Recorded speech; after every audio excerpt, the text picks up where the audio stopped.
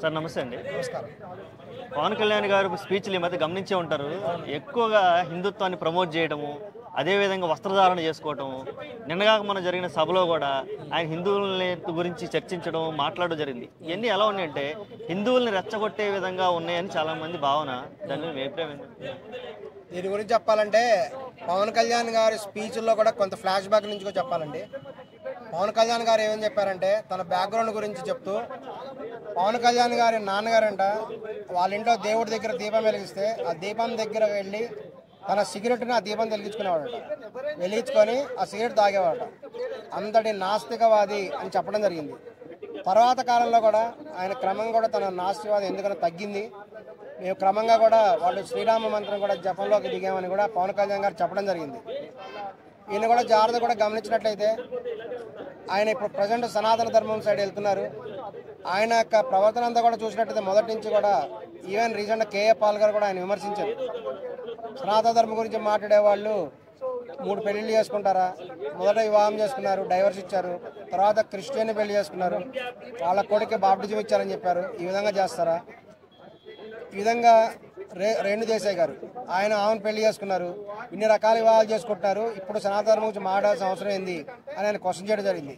మనం రీసెంట్గా కూడా గమనించినట్లయితే ఇదంతా కూడా పవన్ కళ్యాణ్ గారు ఎప్పుడైతే బీజేపీ గవర్నమెంట్ మోదీ గారిని కలిసారో అప్పటి నుంచి ఆయన మార్పు వచ్చింది. ఖచ్చితంగా కూడా మోడీ గవర్నమెంట్ వారు పవన్ కళ్యాణ్ గారిని క్యాప్చర్ చేయాలనేటువంటి ఉద్దేశంతో వాళ్ళు డిసైడ్ అయిపోయారు. ఈయన భవిష్యత్తులో కూడా జాతీయ స్థాయిలో కూడా ఎదగాలి, జాతీయ స్థాయి లీడర్ కావాలనే ఆలోచనతో కూడా ఆయన ఉన్నాడు. అందుకే ఈ సనాతన ధర్మ బోర్డు అనేటువంటిది జాతీయ స్థాయిలో ఏర్పాటు చేస్తానని చెప్తున్నాడు. ఆయన రాష్ట్ర స్థాయిలో ఏర్పాటు చేస్తానని చెప్పట్లేదు. జాతీయ స్థాయిలో ట్రస్ట్ ఏర్పాటు చేస్తాను, తద్వారా కూడా జాతీయ స్థాయి నాయకుడు అవ్వాలనేటువంటి అభిప్రాయం పవన్ కళ్యాణ్లో ఉంది. దానికి అనుగుణంగానే ఆయన చాలా జాగ్రత్తగా స్టెప్లు వేస్తున్నాడు.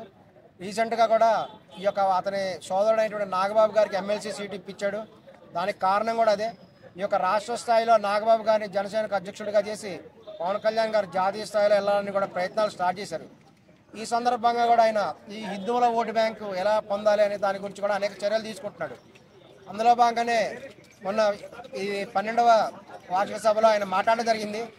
ఆయన స్పష్టంగా చెప్పాడు, ఈ యొక్క ఓవైసీ బ్రదర్స్ని ఆయన టార్గెట్ చేసుకొని మాట్లాడడం జరిగింది. ఇదివరకు ఓవైసీ బ్రదర్స్లో వాళ్ళ తమ్ముడైనటువంటి అక్బరుద్దీన్ ఓవైసీ స్పష్టంగా చెప్పాడు, 15 నిమిషాలు కనుక టైం ఇస్తే పోలీసులు కనుక సైలెంట్గా ఉంటే తాము హిందువుల్ని ఓర్చుకోవాల్సి వస్తామని చెప్పడం జరిగింది. దీని గురించి మేము కూడా కొన్ని హిందూ సంఘాల్లో ఉన్నాం. హిందూ సంఘాల ద్వారా మేము రీసెర్చ్ చేసినాం, వాస్తవంగా అలా జరుగుతుందని. అదంతా జరగదు. వాస్తవానికి ఎందుకు జరగదంటే ఇప్పుడున్నటువంటి దేవాలయ వ్యవస్థ కానీ సనాతన ధర్మ వ్యవస్థ కానీ ఒక దేవాలయ వ్యవస్థ ద్వారా అనేక మంది కూడా ఉపాధి పొందుతారు. ఇది వాస్తవం. ఏ విధంగానంటే ఒక దేవాలయం ఉంది, దేవాలయంలో ఉపయోగించేటువంటి పుష్పాలన్నీ కూడా చాలామంది ముస్లిమ్స్ కూడా అమ్ముతున్నారు. పుష్పాలమ్మే బిజినెస్లో, తర్వాత పళ్ళు, కొబ్బరికాయలు మొదలైనటువంటివి, తర్వాత ఈ యొక్క అగరబత్తులు, ఇటువంటి బిజినెస్ అన్నింటిలో కూడా ముస్లిమ్స్ ఉన్నారు. ఒక శివరాత్రి వచ్చిందంటే చాలామంది ముస్లిమ్స్ కూడా ఆర్థికంగా లాభపడుతున్నారు. ఈ యొక్క అనేక మంది హిందూ కులాల వాళ్ళతో పాటు ముస్లిం మతస్థులు కూడా చాలా లాభపడుతున్నారు అనేది వాస్తవం.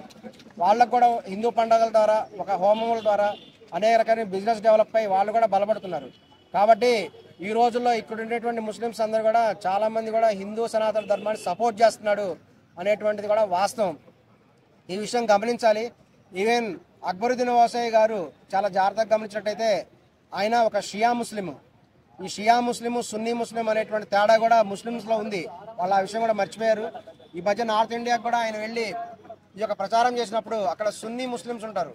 సున్నీ ముస్లిమ్స్ వాళ్ళు అక్బరుద్దీన్ ఓవైసీ గారిని కూడా వాళ్ళ మీద కాల్పులు కూడా జరిపి వెనకబొమ్మడం జరిగింది. ఈ విధంగా కూడా ఉన్నటువంటి పరిస్థితులలో ఈ యొక్క పవన్ కళ్యాణ్ గారు కూడా ఈ యొక్క హిందూ ఓట్లని పొందాలి అనేటువంటి ఉద్దేశంతో ఈ యొక్క కాన్సన్ట్రేట్ చేశారు. దాని ఉద్దేశం ముస్లిం ఓటర్ని వెనక్కి చేయడం కాదు. చాలామంది ముస్లిమ్స్ కూడా హిందూ మతం సపోర్ట్ చేసే వాళ్ళు ఉన్నారు. ఎందుకంటే ఆర్థికంగా లాభం వాళ్ళు కూడా పొందుతున్నారు కాబట్టి ఎవరో కొంతమంది నాయకులు మాట్లాడిన మాటలు ఇప్పుడు మాట్లాడటం కూడా వృధా. ఎందుకంటే వాళ్ళు ఆ స్థాయిలో ఏం చేయలేరు, గెలుపొందలేరు కూడా. ఎక్కడ గెలిచినా ఒక చిల్లరగా 2-3 సీట్లు గెలవాల్సిందే తప్ప ఈ అక్బరుద్దీన్ ఓవైసీ, అసదుద్దీన్ ఓవైసీ వారు ఎంఐఎం పార్టీ వాళ్ళు ఏం చేయలేరు. ఈ విషయం గమనించాలి. ఏదేమైనా ఈ యొక్క పవన్ కళ్యాణ్ గారు జాతీయ స్థాయిలో దృష్టి పెట్టారు. భవిష్యత్తులో ఈయన్ని ఒక కేంద్ర స్థాయి మంత్రిగా కూడా మనం చూడబోతున్నాం అని కూడా పబ్లిక్ అనుకుంటున్నాం.